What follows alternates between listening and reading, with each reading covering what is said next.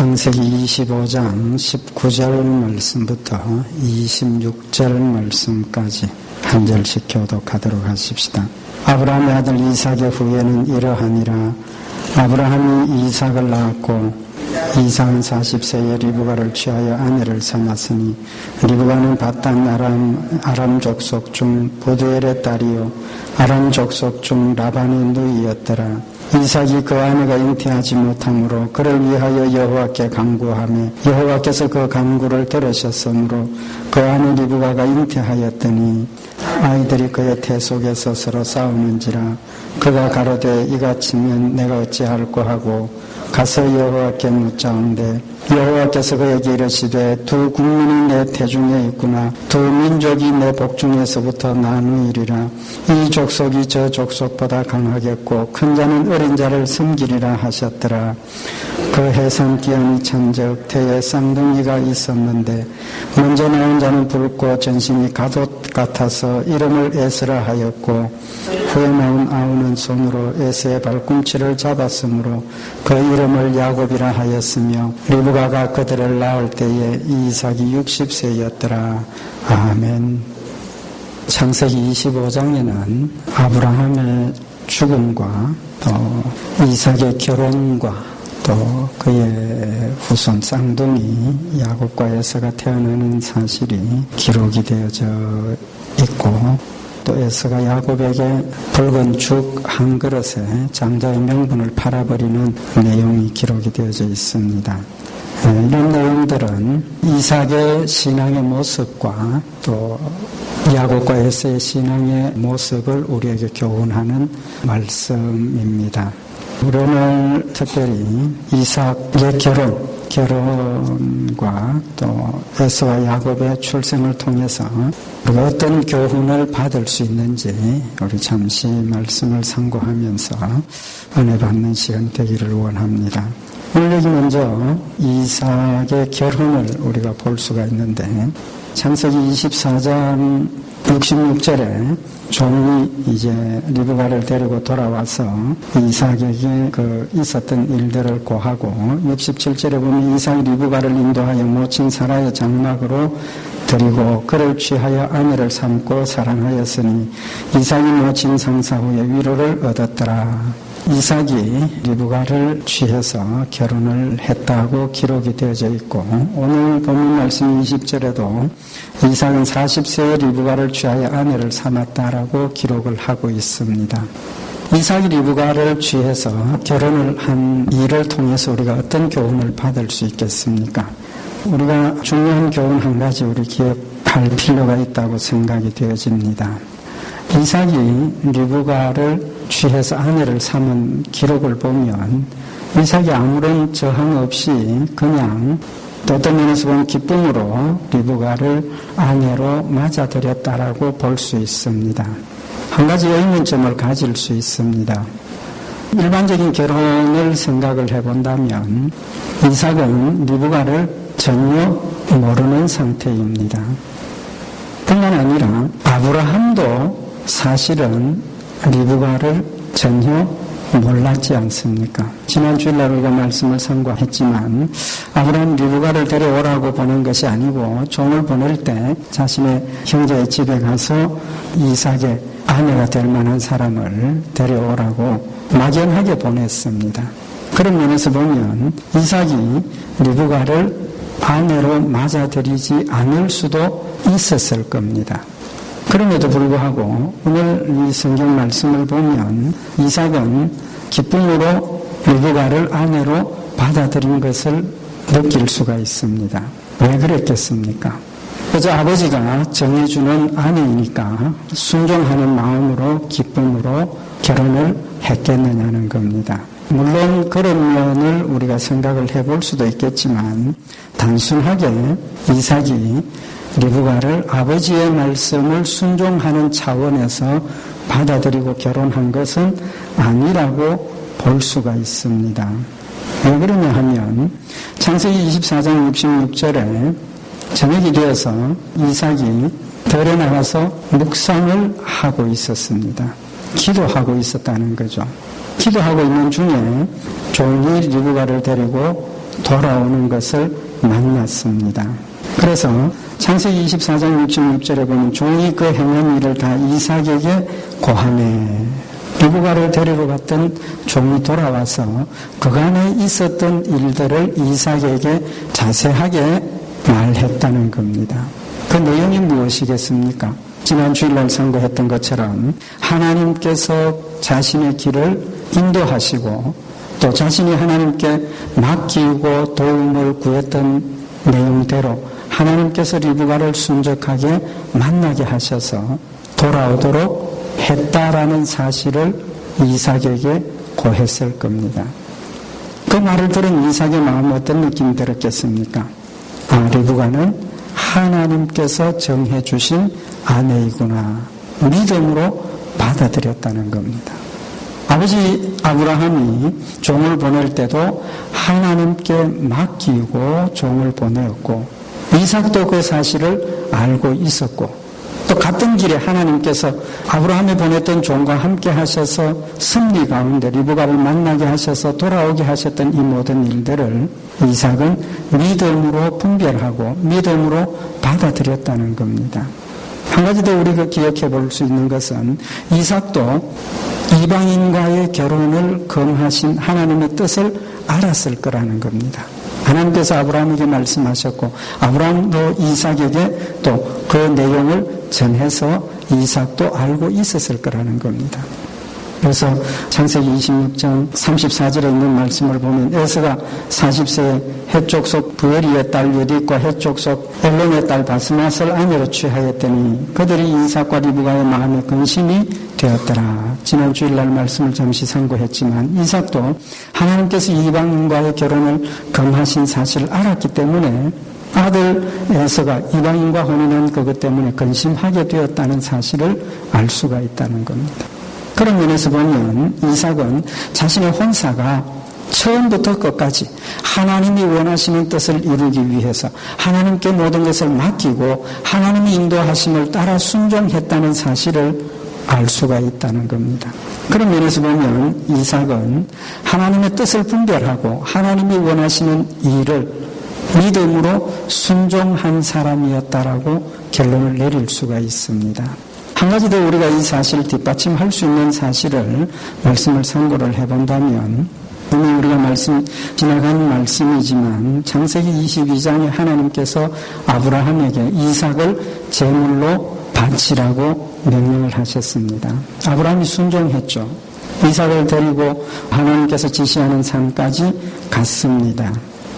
그런데 창세기 22장 9절에 보면 하나님이 그에게 지시한 곳에 이르는지라 이에 아브라함이 그곳에 단을 쌓고 나무를 벌려놓고 그 아들 이삭을 결박하여 단 나무 위에 놓고라고 기록이 되어져 있습니다. 이 말씀에서 이삭의 모습을 한번 우리가 생각을 해볼 수 있는 줄 압니다. 지금 하나님께서 아브라함에게 이삭을 번제로 드리라 하셨고 아브라함이 이삭을 데리고 번제로 드리는 이 시점에서 이삭의 나이가 몇 살이나 되었겠습니까? 성경에 분명한 기록이 없습니다. 그러나 우리가 이삭의 나이를 짐작해 볼 수 있는 내용이 있는데 창세기 22장 6절에 보면 아브라함이 이삭을 데리고 하나님이 지시하는 산 밑에까지 이르렀습니다. 산 밑에 이르러서 아브라함이 어떻게 했느냐 하면 아브라함이 이에 번제나무를 취하여 그 아들 이삭에게 지우고 자기는 불과 칼을 손에 들고 두 사람이 동행하더니 산 밑에 도달한 아브라함이 함께 갔던 일행들을 산 밑에 기다리라 하고 번제에 쓸 나무를 이삭에게 지웠다고요. 이삭이 그 나무를 지고 산에 올라갔다는 겁니다. 그렇다면 이삭의 나이를 우리가 짐작해 볼 수 있지 않겠습니까? 나이가 어리다면 그 나무를 지고 산에 올라가기는 불가능했을 겁니다. 그래서 적어도 이삭의 나이가 번제에 쓸 나무를 등에 지고 산에 올라갈 수 있을 만한 나이가 되었다는 겁니다. 그러니까 적어도 한 10대 후반이나 20대 정도 청년의 모습을 가진 이삭이라고 볼 수가 있을 겁니다. 뿐만 아니라 산에 올라가면서 이삭이 아버지에게 아버지 불도 있고 나무도 있는데 번제에 쓸 번제물이 없습니다 라고 물을 수 있을 만큼 지적으로도 분별력이 있고 판단력이 있는 나이였다라고 볼 수 있을 겁니다. 그런 힘과 지적인 능력을 갖춘 이삭이 산에 올라가서 아버지가 나무로 던지었을 단을 만들고 이삭을 붙잡았습니다. 묶었습니다. 오늘 이 말씀에서 아버지가 이삭을 번제로 드리기 위해서 잡아서 묶을 때 이삭이 어떤 행동을 할 수 있겠느냐는 겁니다. 인간적으로 생각을 하면 산에 도착을 해서 아버지가 나무로 번제단을 벌려놓고 이삭을 번제물로 드리기 위해서 붙잡을 때 이삭이 할 수 있는 행동이 무엇이겠느냐는 겁니다. 아마 일반적인 사람들 같으면 저항을 하거나 도망가지 않았겠습니까? 죽고 싶은 사람이 누가 있겠습니까? 그것도 아버지가 아들을 잡아서 죽이려고 하는데 아들이 가만히 있을 아들이 있겠느냐는 겁니다. 인간적으로 생각을 하면 또 이삭의 나이나 아브라함의 그 나이를 우리가 비교해서 생각을 해본다면 얼마든지 이삭이 도망가려고 마음을 먹었다면 도망갈 수 있는 조건이었을 겁니다. 만약에 이삭의 나이가 한 20대쯤 되었다고 생각을 한다면 아브라함이 몇 세에 이삭을 낳았습니까? 100세에 낳았지 않습니까? 그럼 아브라함의 나이는 몇 살입니까? 120세입니다. 아들은 20세입니다. 누가 이기겠습니까? 당연히 이삭이 이긴다고 봐야 되겠죠. 달리기는 누가 빠르겠습니까? 아브라함이 청년 때 얼마나 빨리 달렸는지 모르지만 아무리 빨리 달린다 한들 120세의 아버지가 20살의 이삭을 이길 수 있겠습니까? 불가능할 겁니다. 그런 면에서 본다면 하나님께서 이삭을 잡아서 번제물로 쓰기 위해서 묶었을 때 이삭이 아무런 저항 없이 묶여서 단 위에 올라갔다라고 결론을 내리는 것이 상식적일 거라는 겁니다. 그렇다면 이삭이 아버지가 자신을 잡아서 번제물로 쓰기 위해서 잡아서 묶어서 단 위에 올릴 때 이삭의 마음은 어떤 마음이었겠느냐는 겁니다. 저항하지 않고 순순히 묶여서 번제단 위에 올라가는 이삭의 마음의 모습이 어땠겠느냐는 겁니다. 결론적으로 우리가 결론을 내릴 수 있는 것은 이삭이 저항하지 않고 순순히 묶여서 번제물로 쓰여질 수 있었던 것은 이삭의 마음속에 자신이 하나님께 드려지는 번제물로 쓰여진다는 그 사실 자체가 감사였고 기쁨이었고 또 하나님 앞에 드려질 수 있는 그 자체가 믿음으로 받아들여서 정말 하나님을 위해서라면 내 생명도 드릴 수 있노라는 그런 믿음의 확고한 자세가 아니고서는 할 수 없는 일이었다라는 것을 우리가 생각을 해 볼 수 있다는 겁니다. 지금도 우리 스스로에게 정말 하나님이 원하신다면 내가 순교할 수 있겠는가? 순교할 수 있겠는가라는 질문을 해본다면 이삭이 그 순간에 아무런 저항 없이 붙잡혀서 하나님 앞에 드려지는 번제물로 올라갈 수 있었다는 그 사실은 이삭의 마음속에 철저하게 하나님 중심의 믿음을 가졌고 하나님께 자신을 드릴 수 있는 그런 순종의 믿음을 가졌다라고 봐야 한다는 겁니다. 그런 면에서 어떻게 보면 이삭은 구약 성경에 나타나는 인물 중에 내 죄를 대신해서 십자가에 못 박혀 죽으신 예수 그리스도의 모형을 우리에게 보여주는 부분이라고도 할 수 있을 겁니다. 그런 면에서 보면 이삭은 참 하나님의 약속을 믿는 믿음 위에 서서 하나님을 위해서라면 자신의 생명도 드릴 수 있는 죽기까지 순종할 수 있는 믿음에 순종하는 사람이었다라는 사실을 우리가 기억할 수 있다는 겁니다. 우리는 이삭처럼 이런 믿음에 순종할 수 있는 자세를 가지고 있는지 또 얼마나 우리가 이삭처럼 정말 하나님이 원하신다면 우리의 생명까지라도 드리면서까지 순종할 수 있는 모습인지 한번 돌아볼 수 있는 시간이 되면 좋겠습니다. 두 번째로 이삭의 모습에서 우리가 교훈을 받을 수 있는 것은 이삭의 기도하는 모습입니다. 좀 전에도 말씀을 드렸지만 창세기 24장 63절에 이삭이 저물 때에 들에 나가 묵상하다가 눈을 들어 봄에 약대들이 오더라. 이삭이 저녁에 들에 나가서 묵상했다. 묵상 기도죠. 하나님께 기도했다는 겁니다. 평소에 이삭의 신앙생활의 모습이 기도로 이루어진 생활을 하고 있다는 것을 알 수가 있습니다. 기도가 일상화되어 있다는 거죠. 두 번째로 오늘 본문 말씀에 나타나고 있는 것처럼 이삭이 21절에 그 아내가 잉태하지 못함으로 그를 위하여 여호와께 간구하매 여호와께서 그 간구를 들으셨으므로 그 아내 리브가가 잉태하였더니 이삭이 아내 리브가가 아들 낳지 못해서 하나님께 기도했다 그랬습니다. 기도로 야곱과 에서를 얻었다는 겁니다. 이삭이 야곱과 에서를 얻은 시점이 이삭의 나이가 몇 살 때입니까? 오늘 본문 말씀에 보면 26절에 쌍둥이를 낳을 때 이삭이 60세였더라. 60세였습니다. 이삭이 몇 살에 결혼을 했습니까? 40에 결혼을 했습니다. 아들 얻기까지 몇 년 기다렸습니까? 20년 기다렸습니다. 아브라함은 어땠습니까? 물론 아브라함은 그보다 더 기다렸습니다만은 아브라함은 기다리다가 포기를 하고 하갈을 통해서 아들을 얻었습니다. 이미 우리가 다 참고한 말씀드립니다. 아브라함이 믿음이 흔들리기 시작하고 믿음이 연약해지니까 하나님께서 하시는 말씀을 받았음에도 불구하고 못 믿었던 그런 모습들이 있었습니다. 그러나 이삭은 결혼하는 그 일부터 기도하는 가운데 믿음으로 받아들였고 20년 동안이나 기다리면서 또 기다렸어요. 그리고 마지막에 하나님께, 물론 그 중간에도 기도를 했겠죠. 마지막에 하나님께 기도했더니 하나님께서 이삭의 기도를 들으시고 60세에 아들을 주셨다. 그것도 쌍둥이를 주셨어요. 또 오늘 이 본문 말씀에 보면 리브가가 쌍둥이를 잉태하고 해산딸을 기다리고 있는데 뱃속에 있던 쌍둥이가 사이좋게 잘 지내면 참 걱정이 없고 기쁘겠는데 뱃속에서부터 어떻게 했습니까? 싸우더라. 얼마나 싸웠으면 걱정이다. 그래서 그 싸우는 걸 보고 어떻게 했습니까? 22절에 보면 아이들이 그의 태 속에서 서로 싸우는지라 그가 가로되 이 같으면 내가 어찌할꼬 하고 가서 여호와께 묻자온대. 하나님께 물었어. 너무너무 심하게 싸우니까 뱃속에서부터 이렇게 싸우면 이들이 태어나서 어떻게 할까 걱정이 되어서 하나님께 기도했어요. 기도의 내용은 무엇이겠습니까? 두 가지로 생각을 해볼 수 있겠죠. 하나님, 이 아들 쌍둥이 감사한데 뱃속에서부터 하나님 이렇게 싸우는데 태어나면 어떻겠습니까?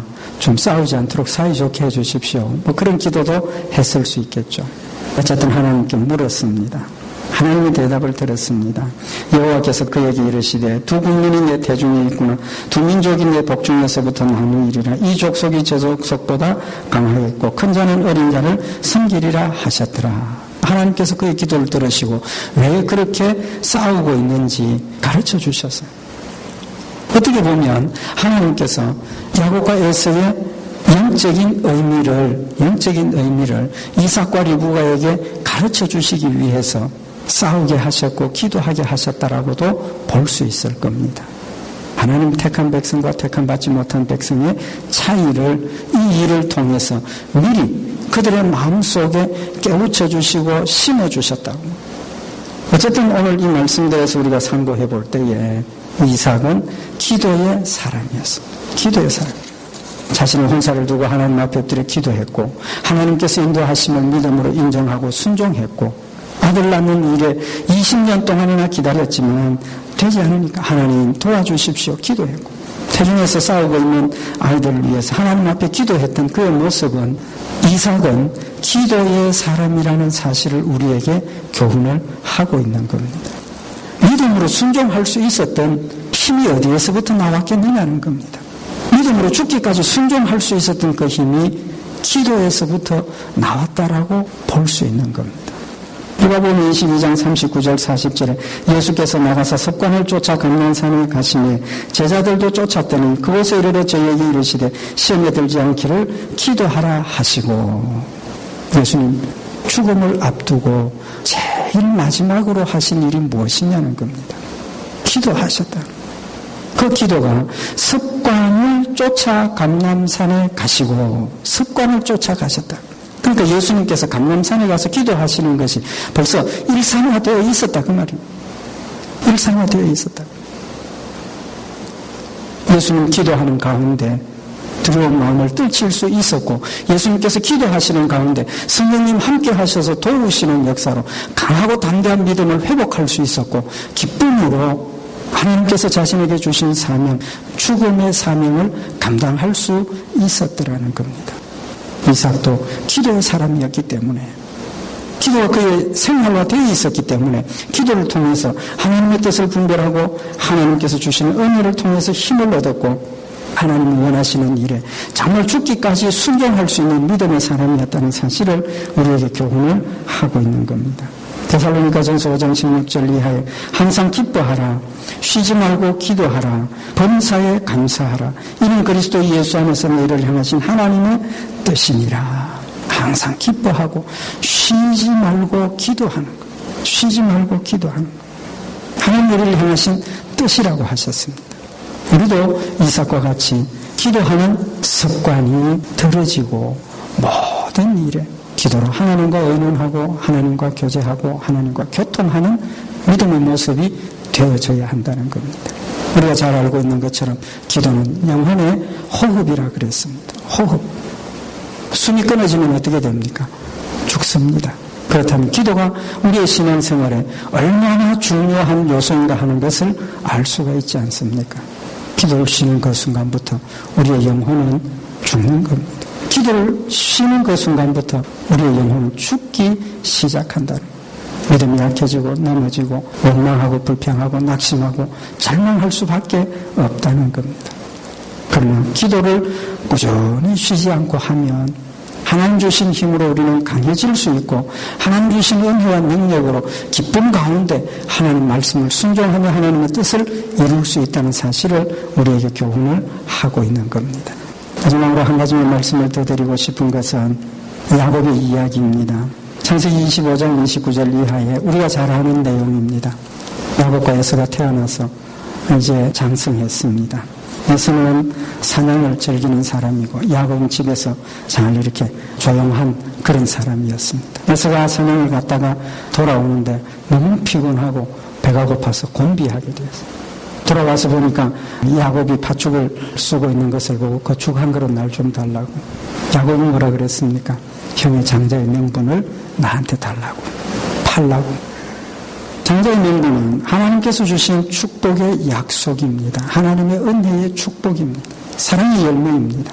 야곱의 마음속에 기도하면서 하나님 주신 뜻들과 하나님의 놀라운 은혜와 사랑을 깨닫기 시작하면서 하나님께서 주신 그 장자의 명분이 얼마나 소중한가 하는 것을 깨달았다는 겁니다.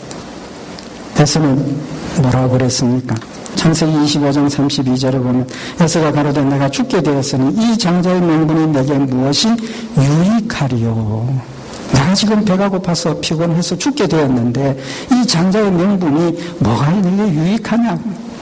하나도 유익한 것이 없다 그 말. 에서의 대답은 어떤 대답입니까? 하나님이 주신 영적인 축복과 하나님께서 주신 육적인 모든 축복을 가볍게 생각하고 현재의 상황, 자신이 배가 고파서 지금 죽게 된 그런 상황에 비교하면 이건 아무 유익이 없다 그 말. 하나님 주신 축복의 약속을 경홀히 여겼고, 히브리서 12장에 보면 하나님께서는 이 에서를 망령된 자라고 표현을 하고 있습니다. 히브리서 12장 16절에 보면 음행하는 자와 혹 한 그릇 식물을 위하여 장자의 명분을 판 에서와 같이 망령된 자가 있을까 두려워하라. 에서의 행동, 에서의 마음가짐은 하나님 보시기에 망령된 자라, 불경스럽고 신앙이 없는 자라, 그런 뜻입니다. 믿음으로 하나님의 말씀을 받아들였고 기도하면서 하나님과 함께 교제하고 교통하면서 하나님과 함께 동행했던 야곱의 마음속에는 하나님 주신 그 놀라운 축복이 소중한 재산이 되었고 그것을 가지고 싶은 열심이 있었고 그것을 간직하고 싶은 그런 간절함이 그에게 있었더라는 겁니다. 이삭도 기도하면서 영적으로 그의 영혼이 밝아졌기 때문에 하나님께서 주신 이 영적인 축복들이 소중했고 그 영적인 축복들을 가지기 위해서 심지어 자신의 생명을 하나님 앞에 드리는 그런 제단에 드려지는 죽음의 순간까지도 믿음으로 받아들이고 감사하면서 번제물로 쓰여질 수 있었더라는 겁니다. 하나님 우리에게 주신 축복의 약속은 이 땅의 것도 포함이 되어 있지만 영적인 하늘나라의 축복을 근본적으로 우리에게 하나님 약속하셨습니다.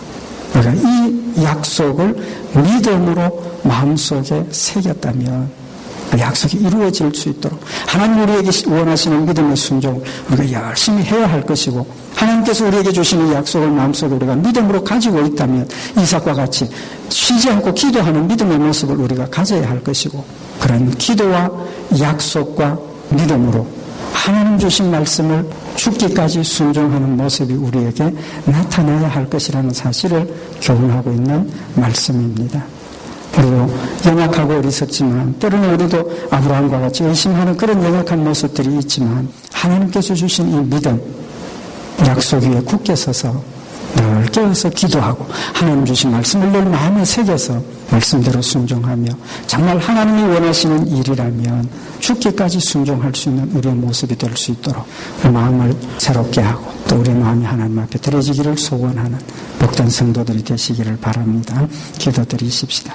사랑하는 하나님 아버지, 이삭은 기도하는 가운데 하나님의 놀라운 은혜와 사랑을 깨달았고 하나님이 원하시는 일이라면 죽음도 불사하며 하나님의 뜻을 순종하는 모습을 저희들이 상고하였나이다.